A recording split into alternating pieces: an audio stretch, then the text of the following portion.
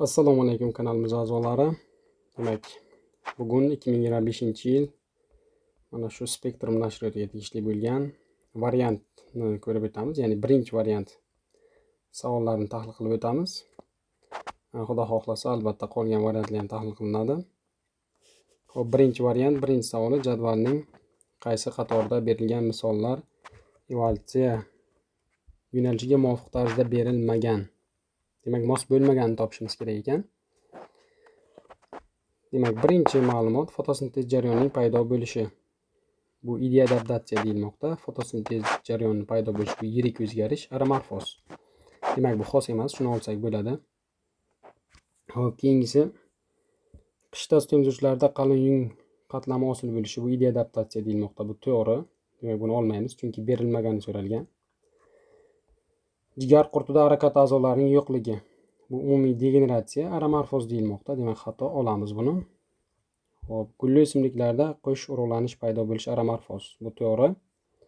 Qovog'ari ogohlantiruvchi rangning paydo bo'lishi umumiy degeneratsiya. Yo'q, bu ideadaptatsiya bo'lishi kerak, xos emas, buni ham olamiz. Va gulning paydo bo'lishi aramorfoz deyilmoqda. Gulning paydo bo'lishi va aramorfoz. Bu to'g'ri. Demak, bizga xatolar kerak edi. Demak, 1 xato berilgan, 3 ta xato berilgan va 5 ta. Demak, to'g'ri javob D javob ekan. Demak, ikkinchi savolimiz.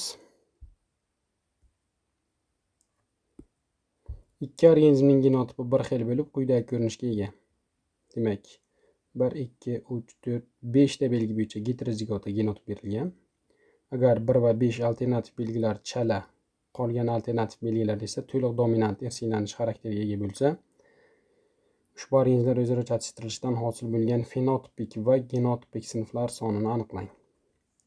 Demak, buni yozib olamiz. Demak, mana yozib oldik. 5 juft belgi bo'yicha alternativ belgilar. Demak, shuni genotip va fenotipik hosil bo'ladigan sinflar sonini topishimiz kerak. Demak, genotipik sinflarni topishda geterolar 3 xil genotipik sinf hosil qiladi. Demak, birinchi alternativga 3 qo'yamiz. Hop, buni qorada ifodalaylik. Demak, birinchisida 3, ikkinchisida ham 3, chunki getero bunda ham va oxirgisida ham. Bular ko'paytiriladi o'zaro. Demak, buni ko'paytiradigan bo'lsak, 3 kara 3 9, 27, 81 va 243 bo'lar ekan genotipik. Ana endi fenotipik sinfni hisoblashda, demak, bizda aytildiki, 1 va 5 alternativ belgilari chala. Demak, fenotipda chala irsilanish bo'lsa, unda ham 3 xil fenotipik sinf hosil bo'ladi. Agar to'la dominantlik bo'lsa, unda 2 xil bo'ladi. Demak, bizda 1 bilan 5 ta chala deyilgan. Demak, shularda 3 bo'ladi. Qolganlarida 2 bo'ladi. Oxirgisi 3. 3 kere 2 6, 6 kere 2 12, 12 kere 2 24, 24 ni 3 ga ko'paytiradigan bo'lsak, demak 72. Demak, 243 ga 72. Birinchi bizda so'ralgani fenotipik so'ralgan ekan. Demak, A-chasi fenotipiki 27. Bu tomonda qo'yamiz buni. Xo'p, B-si esa genotipiki 243. Xo'sh, bu qoida o'zi qayerdan kelib chiqdi? Demak, buni ko'rib o'tamiz. Bunda bir juft belgining heterozigotani o'zaro chatishini asos qilib olsak bo'ladi. Misol uchun katta deylik, sariqni nihot bo'yicha olsak, kichiga esa yashilni ifodalaydi. Demak, bundan hosil bo'ladigan organizmlar genotip quyidagicha. Katta, kichigadan ikkita va kichiga. Endi shunda fenotip qiladigan bo'lsak, fenotip 3 ta sariq. Demak, 3 ta sariq, bittasi yashil. Shu bir nisbat necha xil? 2 xil. Shuni hisobiga fenotip 2 xil keldi mana bularda. Xo'p, genotipni oladigan bo'lsak, harflarda ko'rinish. Kattadan necha xil? 1. Katta kichigadan 2 ta. Kichigadan 1 ta. Necha xil deydigan bo'lsak, 3 xil. Demak, genotip bo'yicha doim 3 xil bo'ladi. Geterolar o'zaro chatishadigan bo'lsa, fenotip bo'yicha to'la dominantlikda 2 xil bo'ladi. Agar chala dominantlik bo'lsa, masalan, namoz kunlarida gulning rangi kattani demak qizil berardi. Katta kichiga esa pushti. Kichiga esa oqni yuzaga chiqarar edi. Demak, bunda fenotip ham demak 3 xil bo'lib qoladi. Mana masalan, mana bu qizil, bu ikkalasi pushti, bunisi esa oq. Shunda necha xil deydigan bo'lsa, buni ham 3 xil deymiz. Demak, bu chala dominantlikda bo'ladi. Chala dominantlik, oralig'i siylanish deydigan bo'lsa agar, unda fenotipni ham 3 xil olamiz. Agar unaqa gap bo'lmasa, 2 xil olamiz. Bizda savolda 1 bilan 5 ta demak aytildiki, mana chala qolgani esa to'liq dominantlik dedi mana. Xo'sh, 1 va 5 chala, qolgani esa to'liq. Shu uchun 1 bilan 5 ni chala degani uchun unda ham fenotipda 3 qo'ydik. Qolgani to'la bo'lgani uchun ularda 2. Demak, mana to'la bo'ladigan holat 3/1 nisbatlik. Bu 2 xil chiqaradi. Chala bo'ladigan bo'lsa, u ham xuddi genotip singari 3 xil chiqadi. Genotip o'zgarmasda ham 3 xil bo'ladi. Demak, hisoblanish tartibi mana shunday bo'ladi. Xo'p, davom etamiz ikkinchi savolga. Demak, javobimiz A javob bo'ldi. Uchinchi savol: odam organizmidagi ichki sekresiya bezlari ishlab chiqaradigan biologik faol moddalar va ularga xos xususiyatlar juftlab ko'rsating. Paratgormon, estrogen, adrenalin. Buyrak usti bezining miya qavatidan ishlab chiqariladi. Xo'p, demak, bu adrenalinga tegishli, ya'ni 3 ga tegishli. Organizmda pigment almashinuvini boshqarishda ishtirok etadi. Demak, bu epifizdan chiqadigan melatonin bo'ladi yoki gipofizdagi intermedin. Demak, bu xato. Bu yerda unaqa gormon yo'q. B bor javobni olib tashlasak ham bo'lar ekan. Keyingisi epifiz bezi ishlab chiqaradi. Demak, bu yerda epifiz ishlab chiqaradigan gormon yo'q. Demak, C'si ham bo'lmaydi. Keyingisi jinsiy bezlar funksiyasini pasaytiradi. Demak, bu yerda jinsiy bezlar funksiyasini pasaytiradigan gormon yo'q. Masalan, epifiz gormonlari yoki timozin bo'lsa bo'ladi, lekin ular yo'q bu yerda. Demak, D ham chiqib ketar ekan. Shunda javobimiz V da qoldi. Davom etamiz. Ayollarda jinsiy bezlar funksiyasini kuchaytiradi. Bu estrogen, ga E to'g'ri. 3 da A, adrenalin to'g'ri dedik. 1 ga F. Paratgormon organizmda kalsiy fosfor almashinuvini tartibga soladi. Demak, javob V. Xo'p, davom etamiz. 4-savol. Nazariy jihatdan namatakda hosil bo'lgan spermiyalarni 30% urug'lantirishda ishtirok etdi. Shu o'simlikda 1080 ta urug' hosil bo'lgan bo'lsa, jami mikrosporalarning hosil bo'lishida ishtirok etgan boshlang'ich diploid hujayralar sonini aniqlang. Xo'p, demak, 4-masalani yozib olamiz. Nechta urug' deyilgan? 1080 ta urug'. Demak, bilamizki, bitta urug' uchun demak 2 ta spermiy qatnashadi. 2 ta spermiy. Demak, 1080 ta urug' uchun bu yerda 2160 ta spermiy bo'lgan.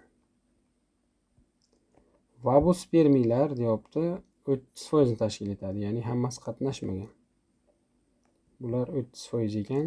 Demak, 100% topadigan bo'lsak, bular 21 3 7 6 2 demak 72. Ya'ni 7200 ta bo'lgan 100% spermiy. Endi bizdan boshlang'ich hujayralar, ya'ni mikrosporatitlar so'ralmoqda. Demak, bitta mikrosporatsit bu 8 ta spermiyni hosil qiladi. Demak, bu yerda 7200 ta spermiy bor. Bu nechta mikrosporatsit? Demak, 72 8, demak bu 9 bo'ladi. 900 ta ekan. Demak, javobimiz 900 bo'lar ekan. 9 javobi bu D javobi ekan.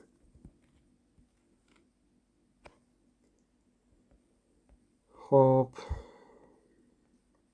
Keyingisi kelib chiqish markazi Janubiy G'arbiy Osiyo hisoblangan o'simliklar haqida ma'lumotlar to'g'ri ko'rsatilgan joyni aniqlang. Demak, eng avvalo savolni osonlashtirib olamiz. Janubiy G'arbiy Osiyo. Bu yerdagi qaysi o'simliklar Janubiy G'arbiy Osiyodan kelib chiqqan? Bug'doy bo'ladi, demak. Xo'p, sabzi bo'ladi. Karam Janubiy G'arbiy Osiyo emas, O'rta Yer dengizi. Beda ham xuddi shunday. Arpa Abisiya suli bo'ladi. Demak, o'zi 3, 4, 5 bular Janubiy G'arbiy Osiyoda kelib chiqmagan. Shunda o'zi V javob bo'ladi. Tekshirib olamiz. 1. Bug'doy murakkab boshoqli to'pgul hosil qiladi. To'g'ri. 2. To'pguli murakkab soyabon sabzi. Demak, murakkab soyabon to'g'ri. Demak, javob 5-savolga V javob. 6-savol. Suvetlarning rangi asosida to'g'ri ketma-ketlikda joylashtiring. Demak, qo'ng'ir bo'ladigani laminariya. Demak, birinchisiga 5 kelishligi kerak. Demak, V da va D da kelgan. Keyingisi ikkalasida ham bir bu to'g'ri ekan. Bu yashil ulva to'g'ri. Xo'p, qizilda. Keyingisi qizil fillafora. Qizil suvet hisoblanadi. Fillafora ham, porfira ham qizil suvet. Xo'p, demak, ikkalasi ham to'g'ri kelmoqda, lekin bu yerda strelkaga e'tibor berishimiz kerak. Savolda strelka qaysi tarafda kelgan? Demak, xuddi shu tarafda qo'yishimiz kerak. Demak, shunda D javobga to'g'ri keladi. Demak, strelka bo'yicha ham to'g'ri. 2 mana qizil suvet, porfira, 1 yashil suvet, qo'ng'ir suvet esa bu laminariya hisoblanadi. V javob oladigan bo'lsak, bu yerda strelkasi xato ketib qolgan. Demak, bunisi yashil, qizil. 7-savolga o'tamiz. Quyidagi fikrlar orasidan to'g'risini aniqlang. Parazit hayot kechirish chuvalchanglarning tashqi tuzilishiga va hayot kechirish xususiyatiga katta ta'sir qilgan. Bunday o'zgarishlar to'garak chuvalchanglarda ayniqsa yaxshi ko'zga tashlanadi. Demak, to'garak chuvalchangli emas, yassi chuvalchanglarda deyilgan. Yassi chuvalchanglarda, demak, A'ning xatoligi shu. V to'g'ri javob ekan. Askariydaning jinsiy sistemasi bir uchi berk, ingichka naychaga o'xshash bo'lib, tana bo'shlig'ida buralib joylashgan. To'g'ri fikr. Erkakning jinsiy organi bitta urug'don. Demak, erkakda bitta urug'don bo'ladi, bu ham to'g'ri. Demak, javob V. C javobining xatoligi. Qoramol tasmasmonning 45 ta germafrodit bo'g'imida tuxumdonlar soni 135 ta. Demak, bitta bo'g'inida bir juft tuxumdon, juda ko'p urug'don, bitta bachadon bo'lishi kerak. Demak, 45 ta germafrodit bo'g'ini bo'ladigan bo'lsa, unda 2 tadan tuxumdon bo'lsa 90 bo'lishi kerak. Bu yerda 135 deyilmoqda, shuning uchun xato bu. D javobda esa jigar qurtining so'rg'ichlar soni dumli lichinkasida 8 ta, sistasida 4 ta, o'yiga yetganda 2 ta. O'yiga yetganda 2 ta bo'lishini bilamiz. Dumli lichinka bilan sistasida berilmagan bu. Dumli lichinkasida suvda bo'ladi, unda so'rg'ich deb aytilmagan. Shuning uchun D javob ham xato bo'ladi. Demak, 7-savolga to'g'ri javob V ekan. 8-savol. Bir hujayrali organizmlar boshqarilishi, demak, qanday yo'l bilan amalga oshadi? Demak, bir hujayralarda nerv bo'lmaydi, ularda gumoral kimyoviy yo'l bilan amalga oshadi. Javob V.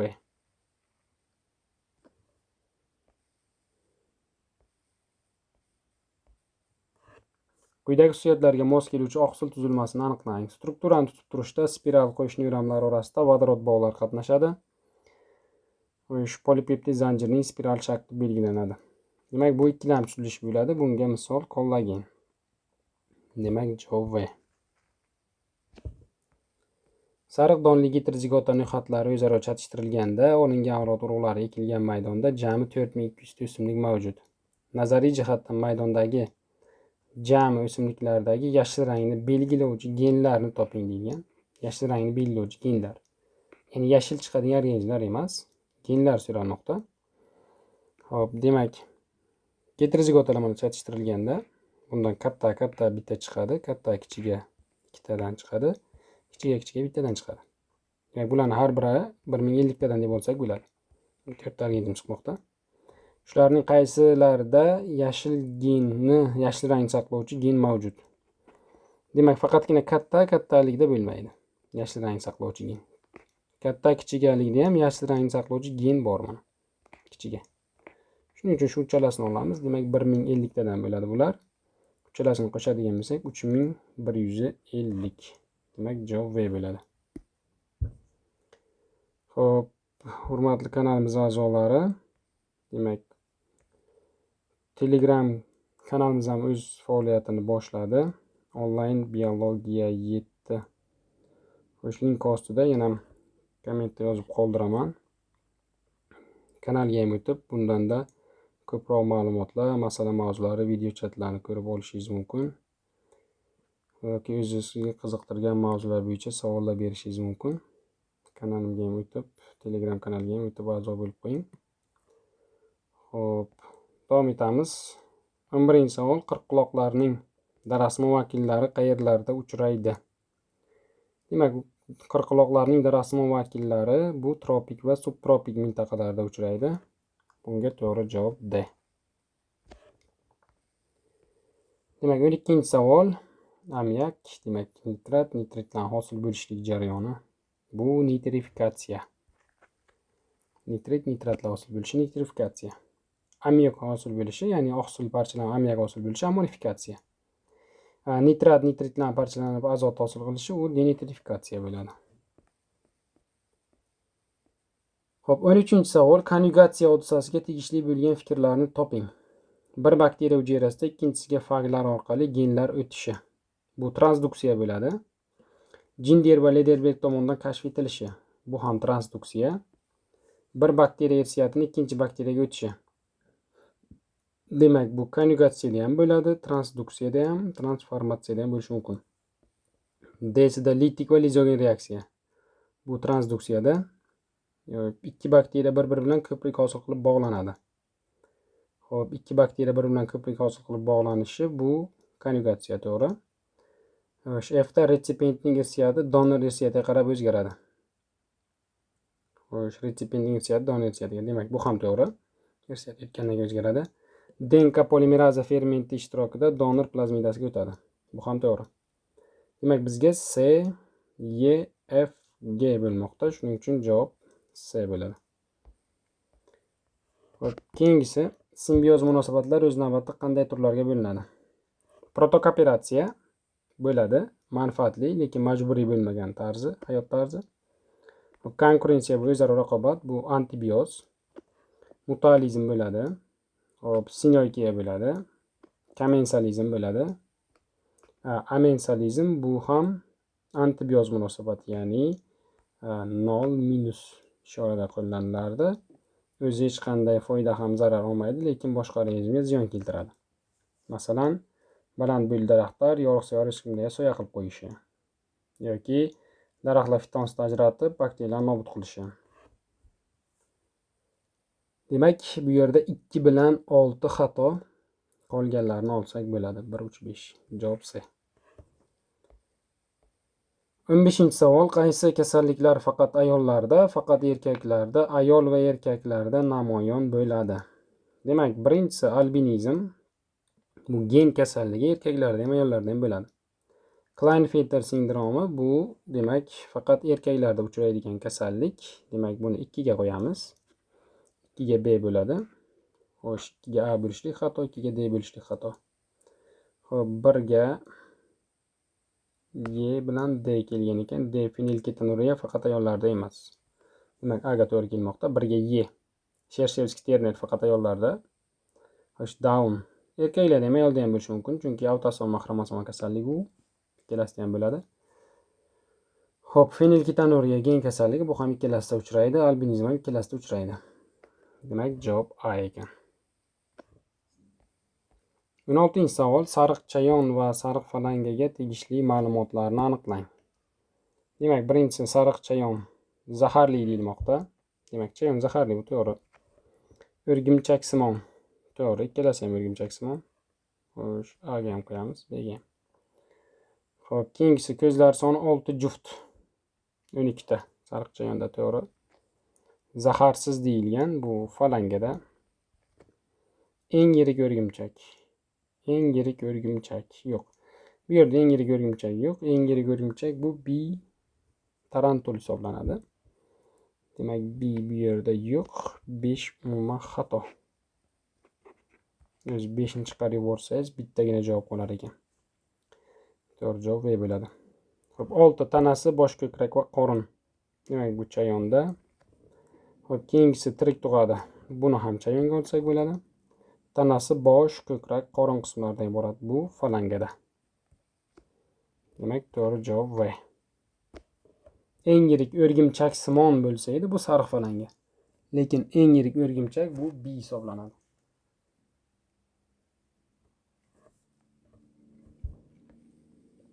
Membranasiz organoidni aniqlang. Demak, lizosoma bir qavat membrana, endoplazmatik turi bir qavat, Golgi majmuasi ham bir qavat. Demak, sentriola. Endi tuzilma deb keladi. Endi bu yerda berilgan olsak bo'ladi sentriola. Bir qavat membranaga ega. Qashqarbedaning guliga tegishli javobni aniqlang. Qashqarbedada oddiy shingil bo'ladi. Xo'p, lekin burchoqda ushlab bo'lgani uchun qiyshiq gul, to'g'ri gul emas. Yani murakkab shingil emas, oddiy shingil, qiyshiq gul, to'g'ri. Javob C ekan. 18 da 19 Arktik adabiyot tip uchun xos bo'lgan ma'lumotlar. Demak, Arktik sovuq iqlim sharoiti. O'simlik tarkibida C vitamini kam iste'mol qiladi. Ko'krak qafasi keng va naysimon suyaklari uzun. Demak, bu yerda naysimon suyaklari uzun degan ma'lumot Arktikka xato, u nimada bo'ladi? Tog'da bo'ladi. Qolgan ma'lumotlar to'g'ri, lekin naysimon faqat xato ekan. Vda gemoglobin va xolesterin miqdori nisbatan kam. Kam emas, ko'p bo'ladi sovuq bo'lgandan keyin. Vda shunisi xato. C'da issiqlik ajratish yuqori, yo'q. Bu tropikda bo'ladi. D'da suyak muskul sistemasi yaxshi rivojlangan, gaz almashinuvi jadal, qonda lipid va oqsil miqdori ko'p. Demak, to'liq javob mana shu ekan. D javob. 20-savol. Agar zigotada bir juft xromosoma kam bo'lsa, bitta xromosoma ko'p bo'lsa, nima deb ataladi? Demak, bir juft kam bo'lsa, bu nulisomik. Bitta kam bo'lsa, monosomik. Bitta ko'p bo'lsa, trisomik. Bir juft ko'p bo'lsa, tetrasomik edi. Shunga ko'ra, bu yerda bir juft kam nulisomik, bitta ko'p trisomik. Demak, javob D. Yer yong'oq va yer bag'ir tugmacha gulga tegishli umumiy tushunchalarni aniqlang. Murakkab barg. Demak, bu yer bag'ir tugmacha gulga xos emas, ya'ni oddiy barg bo'ladi unda. Produsent, ya'ni yashil o'simlik, organik modda oziqlar ikkalasi ham bo'ladi. Quruq meva. Yer yong'oqda dukkakni, yer bag'ir tugmacha gulda, demak, yig'ma meva, quruq meva, to'g'ri bu ham. Xo'p, qiyshiq gul. Yo'q, yer bag'ir tugmacha gulda to'g'ri gul bo'ladi, gul qayerda ushladi? Fitosinoz vakili, ya'ni o'simlik dunyosi demoqchi. Bu ham to'g'ri. Murakkab gul qo'rg'on. Bu ham to'g'ri. Ikkalasida ham glukozcha gul toji mavjud. Demak, 2, 3, 5, 6 bo'lar ekan. Bu esa 2, 3, 5 D javobda. Xo'p, 22-savol. Quyidagi qaysi ma'lumotlar to'g'ri ifodalangan? Odam somatik hujayralarida jinsiy xromosoma soni 2 ta. Demak, somatik 2 bo'ldimi? Demak, unda 2 ta jinsiy xromosoma bor. Shu bilan eslab qolish mumkin. Agar n bo'ladigan bo'lsa, jinsiy xromosoma bitta bo'ladi. Masalan, o'simliklarda endosperm 3n bo'ladigan bo'lsa, jinsiy xromosoma 3. Yoki ba'zida poliploidiyada 4n bo'lsa, jinsiy xromosomalar soni 4 ta bo'ladi. Demak, somatik hujayralar insonda 2n, shuning uchun jinsiy xromosomasi 2, bu to'g'ri. Odam jinsiy hujayrasida jinsiy xromosoma soni 23 ta. Yo'q, jinsiy hujayrasida jinsiy xromosoma bitta bo'ladi. 23 deyapti, xato. Odam somatik hujayrasida 46 juft xromosoma mavjud. 46 juft, bu 92 bo'lib qoladi, bu xato bo'ladi. Demak, B va C xato ekan o'zi. Shunda C javobda qolmoqda. D-chasi odam jinsiy hujayralarida 23 ta xromosoma. Bu to'g'ri. Demak, 2 ni 46 bo'lsa, jinsiy hujayrasida 23 ta bo'ladi. Odam jinsiy hujayrasidagi jinsiy xromosoma bitta, to'g'ri. Shu 23 ning bittasi jinsiy. Qolgan 22 tasi avtosoma bo'ladi. Xo'p, keyingisi odam somatik hujayralarida 46 ta xromosoma mavjud. Bu ham to'g'ri ekan, G ham. Demak, shunda bizda A javobdan C cha xato, B D'lardan esa D cha bor. D javobda C chasi ham xato. To'g'ri javob C bo'ladi. O'rta yoshli odam bir kecha kunduzda oyoq mushaklari harakati uchun 700 kilokaloriya energiya sarflaydi. Bu energiyani qoplash uchun bir kun davomida ma'lum miqdordagi ozuqa, oqsil, lipid, uglevod iste'mol qiladi. Ozuqa tarkibida oqsil miqdori lipid miqdoridan 2 marta kam, uglevod miqdoridan 3 marta kam. Ozuqa tarkibidagi oqsil va lipidning umumiy massasini grammda aniqlang. Demak, yozib olamiz. Demak, mana yozib oldik. Oqsil demak x, yog' undan 2 marta ko'p, ya'ni 2x, uglevod esa 3 marta ko'p, 3x. Ya'ni oqsil yog'dan 2 marta, uglevoddan 3 marta kam deyildi. Shuning uchun oqsilni x, yog'ni 2x, ya'ni lipid deb berilgan. Lipid bu yog'. 3x va umumiy 700 kilokaloriya. Xo'p, ana endi oqsilni 1 grammidan 4,1 kilokaloriyaga chiqadi. Yog'ni 1 grammidan 9,3, uglevoddan esa 4,1. Demak, 3x va x oqsil va uglevodni qo'shib olsak 4x bo'ladi. Uni 4,1 ga ko'paytirsak 16,4x bo'ladi. Xo'sh, 9,3 ni 2x ga ko'paytirsak 18,6x. Ya'ni lipiddan chiqadigan energiya kilokaloriyada. Umumiy 700, bu ikkalasini qo'shsak 35x ekan. Demak, 700 ni 35 ga bo'lsak x'imiz 20. Xo'p, ana endi demak har biriga qo'yib chiqsak bo'ladi. X deb olgan edik oqsilni, demak bu 20 gram bo'ladi. Yog' esa 2x bo'lgan, demak bu 40 gram. Uglevod 3x bo'lgan 60 gram. Bizga so'ralgani oqsil va lipid. Demak 20 ga 40. Bu ikkalasi demak 60 bo'ladi. Demak javobimiz 60. Demak 60 javobi bu C javobida ekan.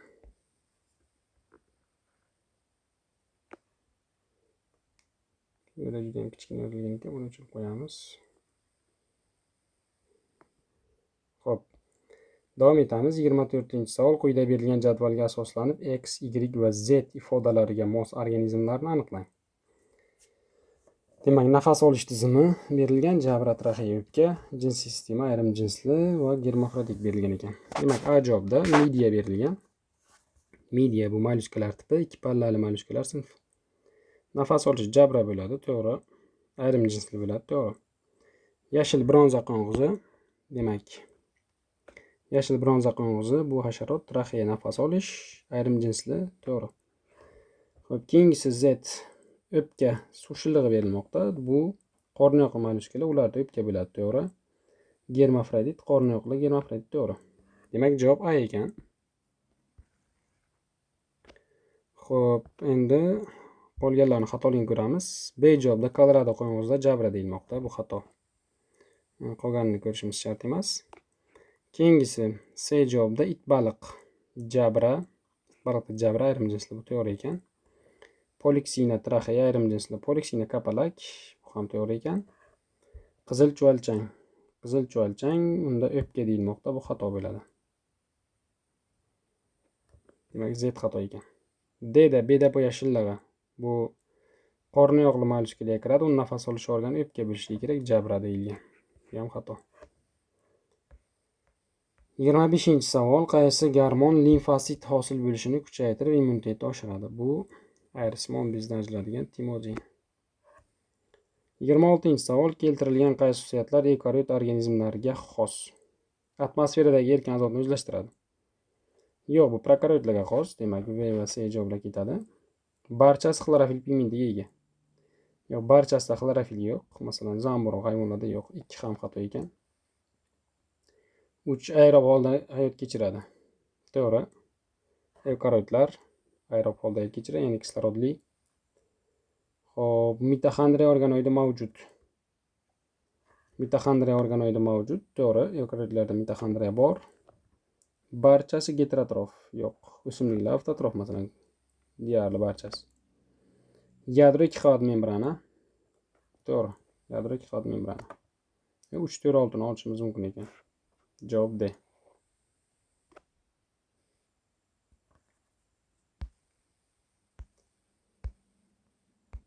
Xo'p, 27-savol. Quyidagi kasalliklarni to'g'ri juftlab yozing.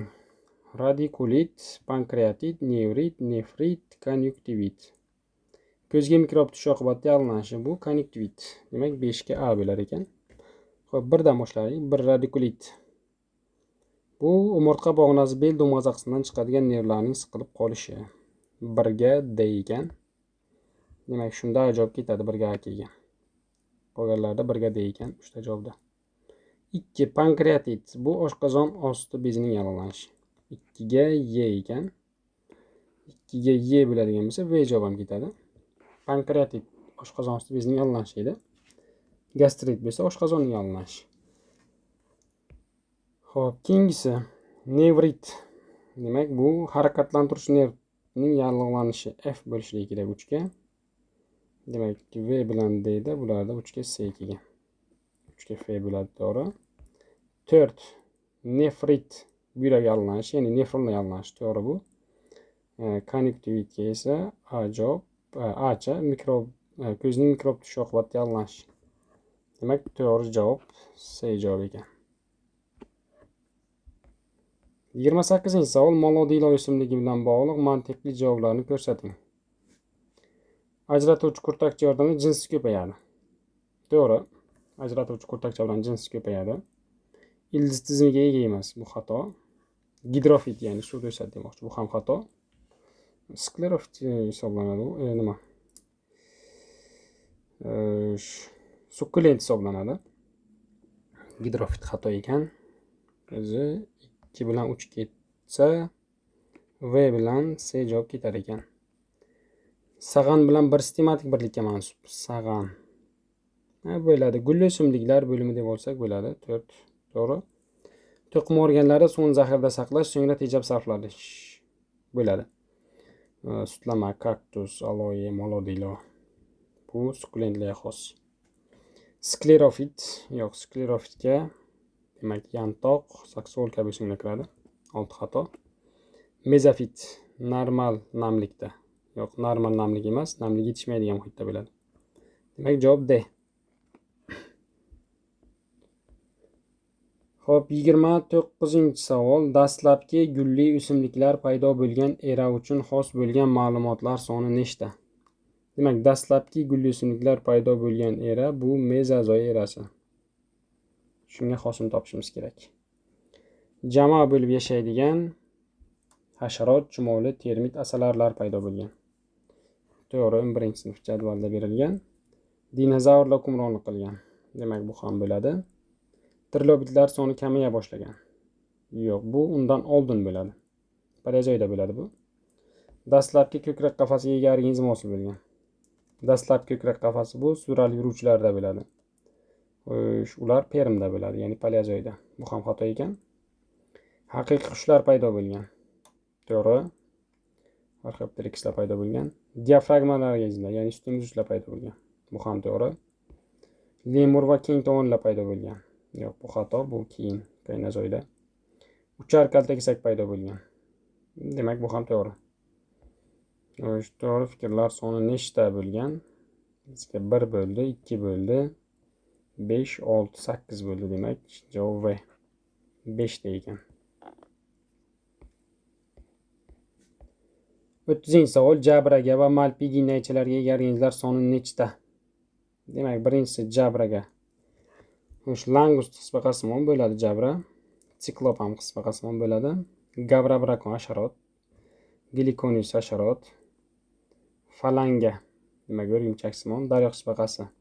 Bunda ham jabra. Dengiz tulkisi baliq bo'ladi. Dengiz mushugi sut emizuvchi bunda bo'lmaydi. Keta baliq bo'ladi. Gatteriya sural yuruvchi bo'lmaydi. Podalari hasharot, ya'ni kapalak. Olabug'a baliq, qizil ko'z baliq.